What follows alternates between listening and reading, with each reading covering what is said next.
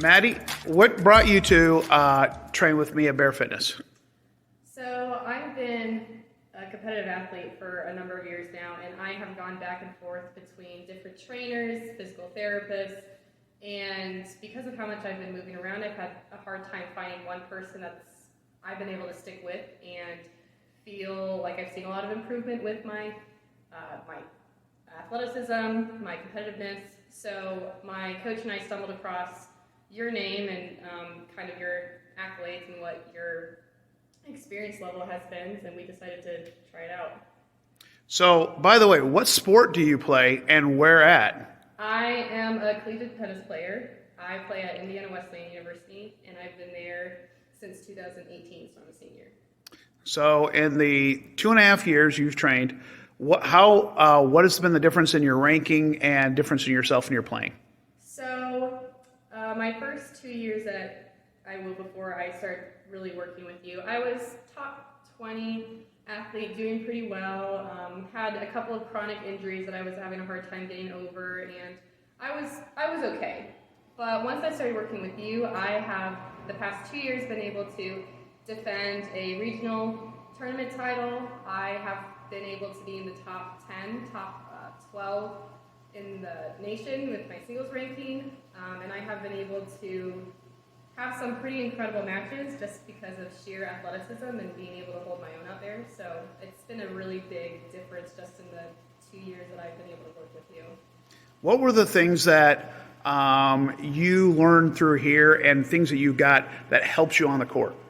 Yeah, so one of the biggest things was learning how to take care of myself in really small ways that have big impacts, such as rolling out, making sure that I'm doing stretches, making sure that I am eating and drinking and prepping myself the night before, the day before, a couple days before, making sure that I am at, there are things that I could do to take care of myself. And I have also learned some things to work on myself when I am not feeling great about my movement. Okay, there are things that Chris gave me that I know that I can concentrate on when I'm off court that will translate to on court. There are just so many things that I learned about strength and conditioning and recovery and nutrition and overall the process of being able to take care of myself as an athlete and as a young adult. So I know you've done a hybrid with me over the last 2 years. Mm-hmm. You've done both in-house and back at your college. What are the biggest things, especially when you're away? You were talking about being distances and stuff like that. What are some of the things that you've seen being able to work with the long distance? It's been really nice to be able to communicate back and forth with you. Okay, I did this, but it wasn't feeling well. Can I send you a video of what's going on, or can I send you a video of my form? I've been able to do a lot of resistant bands and kettlebell workouts. So you just kind of type up, and if I have trouble with it, I can kind of look it up myself, see if I remember. You've just kind of been able to give me a lot of tools, and sometimes, most of the time, it's up to me to just get out there and do it. So it's been a very good lesson on accountability and responsibility on my part, as well as figuring out communication styles and what works out best for me and for you as well.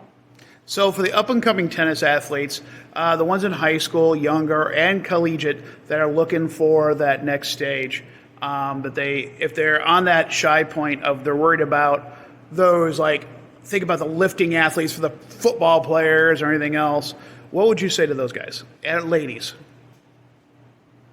Be willing to learn new things about your body and being able to learn new things about how your muscles operate in order to try to find what benefits you the most. I never lifted really before or done deadlifts or done squats or really used kettlebells, and I was just told, it's footwork skills, so that's ladder and that's light weights and stuff like that, which are not inherently bad, but it's how they're used and how they're used for your body is what can give you the most benefits. So I would just be willing to consider what other successful athletes, not that I would consider myself a successful athlete, but athletes who have been able to figure out what benefits them the most, and listen to them, kind of take their word for it and try things out yourself and see if you can notice the differences, because not only have I seen the differences now versus when I first started off, but I can also feel it even when I'm not playing. So I would just encourage them to